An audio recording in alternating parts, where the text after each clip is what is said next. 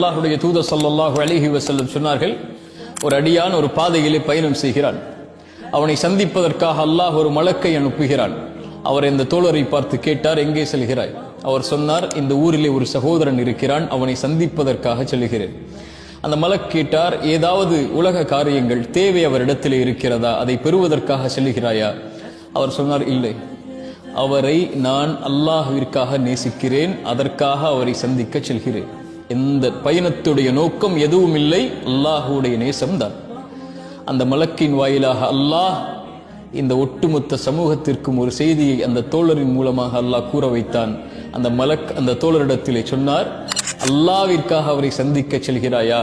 எப்படி நீ அல்லாஹ்விற்காக அவரை நேசிக்கிறாயோ அல்லாஹும் உன்னை நேசிக்கிறான். அல்லாஹ்விற்காக முஃமின்களை நீங்கள் நேசித்தால் அல்லாஹ் உங்களை நேசிப்பான். ரசூலுல்லாஹி ஸல்லல்லாஹு அலைஹி வஸல்லம் அவர்கள் சொன்னார்கள், இந்த மூன்று தன்மைகள் யாரிடத்திலே இருக்கிறதோ அவர்கள் ஈமானுடைய சுவையை சுவைப்பார்கள்.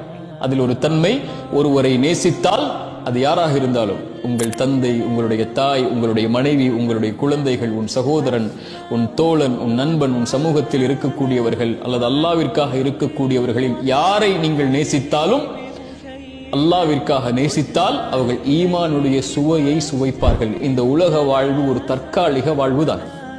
நாம் மரணித்து விட்டால் அல்லாஹ்விற்காக நேசித்திருக்கிறோம், அல்லாஹ் அவர்களை நம்மை நாளை மறுமையில் ஒன்று சேர்ப்பான். அதுதான் நிரந்தரமான வாழ்க்கை என்று. உங்கள் தாயை நீங்கள் அல்லாஹ்விற்காக நேசித்தவர்கள் இந்த உலக வாழ்விலிருந்து பிரிந்து மரணித்திருந்தால் கவலை கொள்ளாதீர்கள், இது தற்காலிக பிரிவு. உங்களுடைய தாயை மறுமையில் நீங்கள் பார்ப்பீர்கள், அல்லாஹ் உங்களை அரிசி நிழலில் ஒன்று சேர்ப்பான்.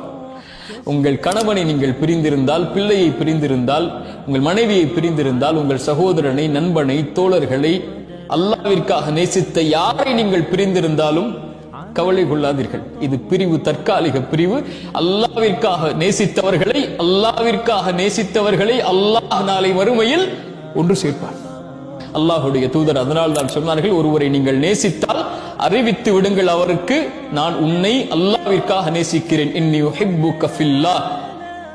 என் தோழரே, என் சகோதரனே, என் சகோதரியே, இந்த சமூகத்தில் இருக்கக்கூடிய எல்லோர்களையும் விருப்பு வேற்றுமைகள் இல்லாமல் இன்னி உஹிப்புக்கும் ஃபில்லாஹ், உங்கள் எல்லோர்களையும் நேராக சந்தித்து இதை சொல்வதற்கு வாய்ப்பை அல்லாஹ் கொடுப்பானா இல்லையா என்று எனக்கு தெரியாது. ஆனால் உங்கள் எல்லோர்களையும் விருப்பு வேற்றுமைகள் இல்லாமல் அல்லாஹ்விற்காக நான் நேசிக்கிறேன்.